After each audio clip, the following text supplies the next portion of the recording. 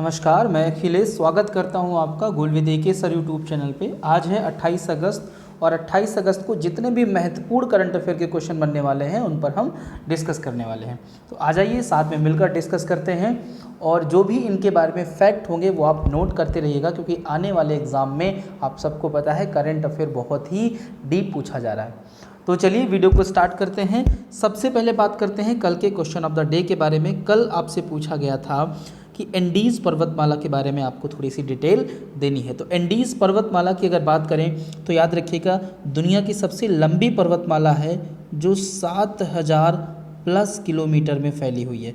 7000 plus kilometre में फैली हुई है और इसका विस्तार अगर हम किस महाद्वीप की बात करें तो साउथ अमेरिका जो महाद्वीप है उसमें इसका विस्तार है। एंडीज़ पर्वतमाला की अगर हम बात करें तो 7000 प्लस किलोमीटर में फैली हुई ये पर्वतमाला है, जो कि दुनिया की सबसे लंबी पर्वतमाला है, ऊंची नहीं, ठीक है। और साउथ अमेरिका जो दक्षिणी अमेरिका महाद्वीप है उसमें ये फैली हुई है, राइट। अब एक पॉइंट आप समझिए कि यहाँ पर एक आपको मैप दिख रहा होगा, ये दक्षिणी अमेरिका महाद्वीप का मैप है और इसके पश्चिम में बिल्कुल आप देख रहे हैं एक किनारे किनारे पर्वतमाला फैली हुई है। ऊपर उत्तर से लेकर नीचे दक्षिण तक दक्षिणी अमेरिका महाद्वीप में एक पर्वतमाला फैली हुई है, यही है एंडीज़ पर्वतमाला।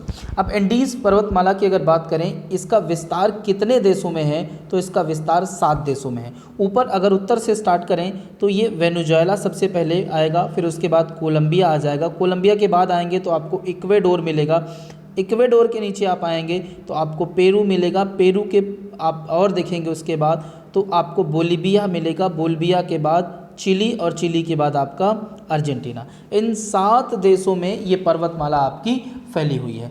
क्लियर है इतनी बात? उम्मीद कर रहा हूँ इतना आपको समझ में आया होगा। अब देखिए इसकी जो सबसे लंबी चोटी है या सबसे लंबा इसका जो शिखर है उसका नाम क्या है तो उसका नाम है माउंट एकांकगुआ। क्या है? माउंट एकांकगुआ इसका नाम है, माउंट एकांकगुआ, ठीक है, जो कि एक ज्वालामुखी चोटी है या हम कह लें एक पर्वत है जो कि इस पर्वतमाला में स्थित है और ये इसका सबसे लंबा पर्वत, सबसे ऊंचा पर्वत है, माफ़ कीजिएगा, और इसका नाम क्या है? माउंट एकांकगुआ।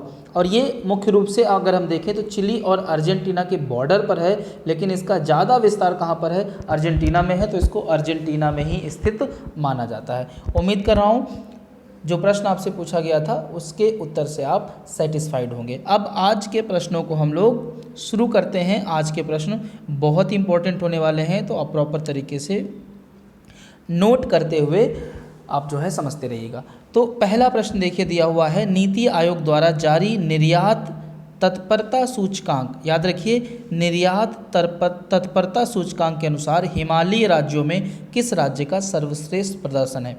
अभी एक आपका इंडेक्स जारी किया गया है किसके द्वारा? नीति आयोग द्वारा, और इसमें पूछा गया है जो आपके हिमालयी राज्य हैं, जो हिमालय में स्थित राज्य हैं, उनमें सबसे अच्छा प्रदर्शन किसका रहा है तो याद रखिएगा उत्तराखंड का। उत्तर क्या हो जाएगा? उत्तराखंड। अब पूरा इसके बारे में मैं आपको समझा देता हूँ क्या इसमें बातें हैं, कौन कौन सी जो है फैक्ट आपको याद रखने हैं। अब देखिए अभी 2020 वाला इस सूचकांक जारी किया गया है। अब इसका उद्देश्य क्या है? इस सूचकांक का उद्देश्य चुनौतियों और अवसरों की पहचान करना, सरकारी नीतियों की कारगरता को बढ़ाना और सुविधाजनक नियामक ढांचे को प्रोत्साहन देना, ठीक है, ये इसका मुख्य कार्य है। तो अगर हम देखें तटवर्ती राज्यों में, तटवर्ती राज्यों का मतलब होता है समुद्र के किनारे जो स्थित राज्य हैं, उनमें सबसे अच्छा प्रदर्शन किसका है? गुजरात का, दूसरे नंबर पर महाराष्ट्र का और तीसरे नंबर पर तमिलनाडु का। तटवर्ती राज्यों की बात करें इनमें सबसे अच्छा प्रदर्शन गुजरात, फिर महाराष्ट्र, फिर तमिलनाडु का। अब भूमि से घिरे हुए राज्यों की बात करें तो इसमें सबसे अच्छा प्रदर्शन है राजस्थान का, फिर उसके बाद तेलंगाना का और फिर हरियाणा का। और हिमालयी राज्यों की बात करें तो उत्तराखंड नंबर 1 पर है, नंबर 2 पर त्रिपुरा है और नंबर 3 पर आपका हिमाचल प्रदेश है, ठीक है। तो मुख्य रूप से आप समझ लें कि ये जो निर्यात तत्परता सूचकांक है इसमें क्या किया जाता है, मुख्य रूप से जो राज्य हैं वो किस प्रकार से जो है अपना विकास कर रहे हैं, लोगों को सुविधाएं प्रोवाइड कर रहे हैं, चुनौतियां जो हैं उनसे कैसे वो निपट रहे हैं और जो अवसर वहां पर हैं उनको कैसे वो पहचान कर उनका उपयोग कर रहे हैं, इन सब चीज़ों को देखा जाता है। साथ ही साथ सरकारी जो नीतियाँ हैं कैसे उनका वहाँ पर क्रियान्वयन किया जा रहा है, ये सारी चीज़ें इस निर्यात तत्परता सूचकांक में नोटिस की जाती हैं। उसी के आधार पर रैंक तैयार की जाती है और ये रैंक जो है वो 3 तरीके से तैयार की जाती है। तटवर्ती राज्य, हिमालयी राज्य और साथ ही साथ भूमि से घिरे हुए राज्य, क्योंकि हर राज्य की जो है अपनी अलग अलग विशेषता है। एक ही जैसे सबको मानकर अगर ये सूचकांक तैयार किया जाएगा तो फिर कहीं ना कहीं जो है वो ये ठीक नहीं रहेगा। इसमें प्रॉपर जो सही जो आंकड़े आने चाहिए वो हमको प्राप्त नहीं हो पाएंगे। तो याद रखिएगा, तटवर्ती में गुजरात है, भूमि से घिरे में राजस्थान है और हिमालयों में उत्तराखंड है। अब आगे बात करते हैं प्रश्न नंबर, अच्छा इसमें केंद्र शासित भी दिया हुआ है।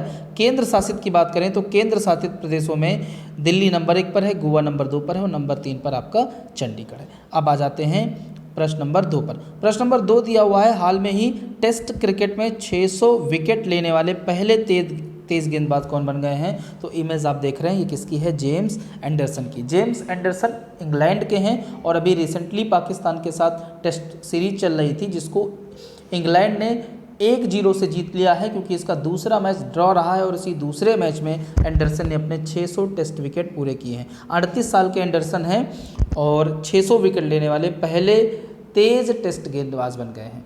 क्लियर है इतनी बात? इनके अलावा जो 600 विकेट लेने वाले टेस्ट गेंदबाज हैं वो तीनों स्पिनर हैं। एक का नाम मुरली मुथैयाधरन है और आप दूसरे हैं आपके मुथैया मुरलीधरन, उसके बाद सेनवान और आपके जो हैं अनिल कुंबले भाई साहब। अनिल कुंबले की अगर हम बात करें तो इंडियन है, इनके कुल कितने विकेट हैं? 619 विकेट हैं। ठीक, तो जेम्स एंडरसन का नाम आपको याद रखना है, आगे चलकर ये पूछा जा सकता है आपके एग्जाम में। अब प्रश्न नंबर 3 की अगर बात करें तो प्रश्न नंबर 3 दिया हुआ है, हाल में ही सामाजिक न्याय और अधिकारिता मंत्रालय ने सामाजिक स्वास्थ्य पुनर्वास के लिए किस हेल्पलाइन की शुरुआत की है? हाल में ही सामाजिक न्याय और अधिकारिता मंत्रालय ने सामाजिक स्वास्थ्य और पुनर्वास के लिए किस हेल्पलाइन की शुरुआत की है? तो इसका सही उत्तर मैं आपको बता देता हूँ, किरण। यहाँ पर आप इमेज देख रहे हैं, यही है आपके कौन? सामाजिक न्याय और अधिकारिता मंत्री। अब इसका मैंने उत्तर बताया क्या है? किरण। अब थोड़ी सी अगर हम बात कर लें कि क्या है ये, किस प्रकार से ये काम करेगी और कितनी भाषाओं में ये उपलब्ध होगी, तो किरण हेल्पलाइन नंबर जो है वो 13 भाषाओं में मानसिक स्वास्थ्य के मुद्दों को हल करने में क्या करेगा? सहायता करेगा। ठीक है, आप क्या कर सकते हैं, अगर आपको कोई दिक्कत होती है तो इस हेल्पलाइन पर कॉल कर सकते हैं और ये आपको जो है, अगर मानसिक बीमारी है या मानसिक समस्याओं से आप जूझ रहे हैं तो इस पर कॉल करके जो है आप अपनी समस्याओं को रख सकते हैं, उनको सॉल्व करने का प्रयास किया जाएगा। ठीक, अब देखिए, किरण मानसिक स्वास्थ्य पुनर्वास हेल्पलाइन नंबर पर कॉल करने वाले को प्रारंभिक जांच, प्राथमिक चिकित्सा, मनोवैज्ञानिक सहायता, संकट प्रबंधन, मानसिक कल्याण, विचलन व्यवहारों को रोकने, मनोवैज्ञानिक संकट प्रबंधन आदि के बारे में सलाह दी जाएगी। ठीक है, तो उम्मीद कर रहा हूँ ये प्रश्न आपको समझ में आया होगा। और अब बढ़ जाते हैं अगले प्रश्न की ओर। इसमें की पॉइंट क्या है? की पॉइंट है आपका किरण। याद रखिएगा, कौन सी हेल्पलाइन शुरू की गई है? किरण हेल्पलाइन शुरू की गई है। अब बात करते हैं प्रश्न नंबर 4 की। प्रश्न नंबर 4 दिया हुआ है, हाल में ही किस राज्य में बच्चों के लिए शिक्षा, पोषण और स्वास्थ्य हेतु एक परियोजना शुरू की गई है? बच्चों के लिए शिक्षा, पोषण और स्वास्थ्य हेतु एक परियोजना शुरू की गई है, तो इसका उत्तर हो जाएगा राजस्थान। राजस्थान में रिसेंटली एक स्कीम लॉन्च की गई है या शुरू की गई है जो कि बच्चों के शिक्षा, पोषण और स्वास्थ्य के लिए काम करेगी। थोड़ा सा इसके बारे में जानने का प्रयास करते हैं। देखिए, राजस्थान के भरतपुर ज़िले में अभी क्या हुआ कि 32 ग्राम पंचायतों के स्कूली बच्चों और झुग्गी बस्ती के गरीब बच्चों के बीच स्वास्थ्य, पोषण और शिक्षा पर ध्यान देने वाली एक परियोजना शुरू की गई है। इसके लिए यूके के ग्रीन फूड से कार्यरत, यूके है यानी यूनाइटेड किंगडम के ग्रीन फूड से कार्यरत विद्या ज्योति इंडिया ने भरतपुर में सरकारी स्कूलों में पढ़ने वाले 2500 बच्चों की पहचान की। इसमें 1 से लेकर 8वीं कक्षाओं के बच्चों को भोजन, किताबें और बुनियादी आवश्यकताओं के माध्यम से मदद मिलेगी। अभी 2500 बच्चों की पहचान की गई और उसमें मुख्य रूप से कौन इंटरेस्ट ले रही हैं? इनका नाम क्या है? विद्या ज्योति इंडिया। ठीक है, ये कहाँ पे कार्यरत हैं? यूके के ग्रीन फूड में कार्यरत हैं। ठीक है, चलिए, तो अभी रिसेंटली कहाँ पर बच्चों के लिए शुरुआत की गई है एक नई परियोजना? राजस्थान में, याद रखिएगा। अब बात करते हैं प्रश्न नंबर 5 की। प्रश्न नंबर 5 दिया हुआ है, 3 सितंबर 2020 से भारत किस देश के साथ नया नदी व्यापार मार्ग शुरू करेगा? 3 सितंबर 2020 से भारत किस देश के साथ नया नदी व्यापार मार्ग शुरू करेगा? तो याद रखिएगा, ये आपका क्या हो जाएगा, बांग्लादेश। अब बांग्लादेश के साथ भारत क्या कर रहा है, नया नदी व्यापार मार्ग शुरू कर रहा है। थोड़ा सा इसके बारे में भी हम लोग समझने का प्रयास करते हैं। अब देखिए ऊपर एक मैप आपको दिख रहा होगा, मैप में मैंने दर्शाया हुआ है कि ये नया नदी मार्ग जो है वो त्रिपुरा के सोनमुरा को बांग्लादेश में दाऊद कंडी से जोड़ेगा। ठीक है, आप मैप में देख भी पा रहे हैं, सोनमुरा को दाऊद कंडी से जोड़ने वाला मार्ग जो है वो 3 सितंबर 2000 को पहला इस पर पायलट परिचालन किया जाएगा। ठीक है, इन दोनों के मध्य क्या हुआ जाएगा, पहला पायलट परिचालन किया जाएगा 3 सितंबर 2020 को। ठीक, अब कुछ पॉइंट और समझिए इसमें। अगर हम देखें तो भारत के उत्तर पूर्वी राज्यों, ठीक है, भारत के उत्तर पूर्वी राज्यों से संपर्क बढ़ाने और परिवहन को कम करने के लिए 2 नए मार्गों और 5 बंदरगाहों को जोड़कर नदी के व्यापार को बढ़ाने के लिए मई 2020 में दोनों पक्षों के मध्य एक समझौता हुआ था। बांग्लादेश और भारत के मध्य में ये समझौता मई 2020 में हुआ था। अब कुछ पॉइंट और देख लें। भारत और बांग्लादेश ने 1972 में अंतर्देशीय जल व्यापार और पारगमन के लिए प्रोटोकॉल पर द्विपक्षीय व्यापार के लिए अंतर्देशीय जलमार्ग कनेक्टिविटी समझौते पर हस्ताक्षर किए थे। यानी 1972 में ही जो है वो अंतर्देशीय व्यापार के लिए दोनों ने क्या कर लिए थे, आपस में समझौते कर लिए थे। ठीक है, तो याद रखिएगा 3 सितंबर को भारत एक नए नदी मार्ग की जो है शुरुआत करने जा रहा है, किसके साथ, बांग्लादेश के साथ। क्लियर, चलिए आगे बढ़ते हैं प्रश्न नंबर 6 की ओर। प्रश्न नंबर 6 दिया हुआ है, हाल में ही मदर टेरेसा की कौन सी जयंती मनाई गई, यानी कौन सी जयंती मनाई गई, तो याद रखिएगा 110वीं जयंती मनाई गई है मदर टेरेसा की। ये इमेज आप देख रहे हैं, यही है मदर टेरेसा। इनके बारे में कुछ प्रश्न आपसे पूछे जा सकते हैं, उन पर हम बात कर लें। सबसे पहले आपसे पूछा जा सकता है मदर टेरेसा कहाँ की निवासी थी, तो याद रखिएगा मदर टेरेसा 26 अगस्त 1910 को स्कोपजे, जो कि मैसेडोनिया में पड़ता है, यहाँ पर पैदा हुई थी। यानी मैसेडोनिया के स्कोपजे में पैदा हुई थी, इतना आपको याद रखना है। मदर टेरेसा 1929 में भारत आ गई थी, 1929 में भारत आई थी और उन्हें अपना अधिकांश जीवन भारत में निराश्रितों की सेवा में व्यतीत किया, ये आप सब जानते हैं। ठीक है, अब इनके द्वारा एक मिशनरी ऑफ चैरिटी की स्थापना की गई थी, याद रखिएगा मिशनरीज ऑफ चैरिटी की स्थापना इन्होंने ही की थी और कोलकाता की सड़कों पर गरीब, बीमार, अनाथ और मरते हुए लोगों की 45 साल तक सेवा की। तो मिशनरी ऑफ चैरिटीज़ किसके द्वारा जो है स्थापित है, मदर टेरेसा के द्वारा। एक पॉइंट और याद रखना है आपको कि 1997 में इनकी डेथ हो गई थी, कहाँ पर, कलकत्ता में। और एक पॉइंट आपको याद रखना है 1979 में नोबेल पुरस्कार इनको दिया गया था और साथ ही साथ 1980 में इनको भारत रत्न व अन्य पुरस्कारों से भी सम्मानित किया गया था। ठीक है, तो इनको नोबेल पुरस्कार भी मिला है शांति का और 1980 में इनको भारत रत्न भी दिया गया था। अब एक पॉइंट जो बहुत पूछा जाता है, इनको संत कब घोषित किया गया, तो 4 सितंबर 2016 को मदर टेरेसा को संत घोषित कर दिया गया था। ये सबसे इम्पॉर्टेंट आपका प्रश्न बन सकता है, इसको नोट कर लीजिएगा या याद कर लीजिएगा। अब आगे बढ़ते हैं प्रश्न नंबर 7 की ओर। प्रश्न नंबर 7 दिया हुआ है, 200 अरब डॉलर की संपत्ति वाले पहले व्यक्ति कौन हो गए हैं, तो भाई साहब कौन होगा, जेफ बेजोस। इमेज आप देख रहे हैं, ये टकले से भाई साहब आपको दिख रहे हैं, यही है जेफ बेजोस। ये 200 अरब डॉलर की संपत्ति वाले व्यक्ति हो गए हैं। आप सबको पता है अमेज़ॉन जो है उसके संस्थापक सीईओ हैं ये, और पैसे की भरमार हुई है लॉकडाउन में हर चीज़ आपकी दिक्कत में आई है, लेकिन जो ई कॉमर्स कंपनियां हैं उनको बहुत ज़्यादा फ़ायदा हुआ है, क्योंकि सारी चीज़ें बंद थी, ई कॉमर्स कंपनियां लगातार काम कर रही थी, तो उनका मुनाफा जो है वो कई हज़ार गुना बढ़ गया है दोस्त। ठीक है, तो देखते हैं कितना बढ़ा है, क्या फैक्ट है इनसे संबंधित। अच्छा, सबसे पहले तो देख लीजिएगा कि बेजोस की संपत्ति 87.1 अरब डॉलर का इजाफा, बेजोस की संपत्ति में 87.1 अरब डॉलर का इजाफा हुआ है। ठीक है, 1 जनवरी 2020 को जेफ बेजोस की संपत्ति 115 अरब डॉलर थी और यह बढ़कर 204 अरब डॉलर हो गई है। सोचिए कितना ज़्यादा, लगभग अगर हम देखें तो दूनी हो गई है। ठीक है, लगभग दूनी हो गई है 3, 4, 5 महीनों में ही। किसके कारण, कोविड-19 के कारण।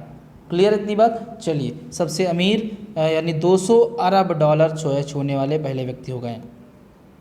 अब बात करते हैं अगले प्रश्न की ओर। अगला प्रश्न दिया हुआ है, हाल में ही प्रधानमंत्री जनधन योजना को कितने वर्ष पूरे हो गए हैं, तो 6 वर्ष पूरे हो गए हैं। 2014 में ये आपकी शुरू की गई थी, कब, 28 मई 2014 को ये योजना शुरू की गई थी, आपको इतना 28 अगस्त है, माफ़ कीजिएगा, 28 अगस्त 2014 को ये योजना शुरू की गई है, क्योंकि 28 अगस्त को तभी तो कंप्लीट होगा। 2014 को ये स्कीम शुरू की गई थी, प्रधानमंत्री जन धन योजना, और इसको 6 वर्ष कंप्लीट हो गए हैं, याद रखना है। अब इसमें हुआ क्या था वो आप समझ लीजिएगा। इस योजना के तहत याद रखिए 40 करोड़ 35 लाख से अधिक बैंक खाते खोले गए थे और इन खातों में 1,31,000 करोड़ रुपए जमा किए गए थे। क्लियर इतनी बात। अब कुछ पॉइंट आपको बता देता हूँ। जो जनधन खाते खोले गए थे उनका बेनिफिट ये हुआ कि लॉकडाउन में या फिर और तमाम सारी जो सरकार की योजनाएं हैं, जो आसानी से पैसा लोगों तक नहीं पहुंचता था, बीच में बिचौलिए उनको खा जाते थे, वो अब सीधे जो है इनके अकाउंट में ही पहुंचता है। सरकार ने भी 1,000 रुपये, गैस कनेक्शन जिनका है उन महिलाओं के खातों में 500 रुपये, या जो सिलेंडर का पैसा होता है वो सब भेजा गया लॉकडाउन में, अभी भी भेजा जा रहा है। तो ये सारी चीज़ें उनको डायरेक्ट मिल पाई हैं, इनका प्रत्यक्ष लाभ वो ले पाए हैं, किसके कारण? प्रधानमंत्री जन धन योजना में जो खाते खोले गए थे उनके कारण। ठीक है, चलिए अब बढ़ जाते हैं अगले प्रश्न की ओर। प्रश्न नंबर 9 दिया हुआ है, हाल में ही सरकार ने क्षेत्रीय संपर्क योजना उड़ान के अंतर्गत कितने नए मार्गों को मंजूरी दी है? तो उड़ान की अगर बात करें तो आप सबको पता है, तो ये योजना जो है वो शुरुआत की गई थी 2017 में। 2017 में इसको शुरू किया गया था और इसका उद्देश्य क्या था कि उड़े देश का आम नागरिक, यानी इसको बहुत ज़्यादा सस्ता करना और छोटे छोटे स्टेशनों को जो है वो कनेक्ट करना हवाई मार्गों से। ये तमाम सारी चीज़ें, तमाम सारी बातें इसका मुख्य उद्देश्य है इस योजना का। और अभी रिसेंटली इसमें 78 नए मार्गों को मंजूरी दी गई है। 78 नए मार्गों को मंजूरी दी गई है। कुछ पॉइंट देख लेते हैं। इसमें मुख्य रूप से जो उत्तर पूर्वी पहाड़ी क्षेत्र हैं या राज्य हैं या द्वीप हैं उनको प्राथमिकता दी गई है। मंत्रालय के द्वारा इस योजना के तहत अब तक कुल 766 मार्गों को मंजूरी दी जा चुकी है। 78 को जोड़ दें अगर हम, तो 766 मार्गों को अभी तक मंजूरी दी जा चुकी है। उड़ान योजना की अगर बात करें तो इसका पूरा नाम मैं आपको अभी थोड़ी देर पहले बता ही चुका हूँ। इसका पूरा नाम क्या हो जाएगा? उड़े देश का आम नागरिक। इस योजना को उड़यन मंत्रालय के तहत अप्रैल 2017 में शुरू किया गया था। क्लियर इतनी बात। यह केंद्र सरकार की एक फ्लैगशिप योजना है जिसे क्षेत्रीय मार्गों को जोड़ने, संतुलित क्षेत्रीय विकास को बढ़ावा देने और आम लोगों के लिए उड़ान सस्ती बनाने के उद्देश्य से शुरू किया गया था। क्लियर इतनी बात। तो याद रखना है, रिसेंटली उड़ान योजना के तहत कितने नए मार्गों को जो है जोड़ने की मंजूरी दी गई है? तो 78। टोटल कितने हो चुके हैं? 766। क्लियर है इतनी बात। उड़ान का मतलब क्या है? उड़े देश का आम नागरिक। ठीक है, वो कभी नहीं उड़ पाएगा। अब आगे बात करते हैं प्रश्न नंबर 10 की। प्रश्न नंबर 10 दिया हुआ है, जार बम जो हाल में ही खबरों में देखा गया था किस देश द्वारा विकसित किया गया था? जार बम जो रिसेंटली चर्चा में रहा है वो किसके द्वारा विकसित किया गया था? रशिया यानी रूस। अब देखिए समझिए, अभी रूस ने क्या किया है, या रूस का जो परमाणु ऊर्जा विभाग है जिसका नाम है रोसाटॉम, परमाणु ऊर्जा एजेंसी है रोसाटॉम, इसने एक डॉक्यूमेंट्री फुटेज जारी की है। इस डॉक्यूमेंट्री फुटेज का नाम क्या है? Top secret test of a clean hydrogen bomb with yield of 50 megaton. ये इस डॉक्यूमेंट्री फुटेज का नाम है या शीर्षक है। अब इसमें दिखाया गया है जार बम के बारे में। जार बम के विस्फोट को दर्शाता है। ये क्या कर रही है? जार बम के विस्फोट को दर्शा रही है। इसे दुनिया का सबसे शक्तिशाली बम हाइड्रोजन बम होने का दावा किया जा रहा है और यह हिरोशिमा हमले में इस्तेमाल किए गए बम के मुकाबले 3000 गुना अधिक विनाशकारी है, ऐसा इसमें कहा जा रहा है। ठीक है, तो जार बम रूस ने डेवलप किया है और रिसेंटली आपका चर्चा में रहा है। तो ये आपका करंट या जीएस का भी क्वेश्चन बन सकता है, आपको याद रखना है। अब आज के क्वेश्चन ऑफ द डे की अगर हम बात करें तो आज का क्वेश्चन ऑफ द डे समझ लीजिएगा, इसको ढूंढना पड़ जाएगा आपको। दिया हुआ है, किस केंद्रीय मंत्रालय ने राष्ट्रीय GIS सक्षम लैंड बैंक प्रणाली शुरू की है? ठीक है, ये प्रश्न आपको कमेंट करके बताना है। अब इस वीडियो को यहीं पे वाइंड अप करते हैं। अगर वीडियो आपको अच्छा लगा हो तो वीडियो को लाइक और शेयर करना बिल्कुल मत भूलिएगा, और अगर आप इस चैनल पर नए हैं तो चैनल को सब्सक्राइब भी कर लीजिएगा। Thank you very much.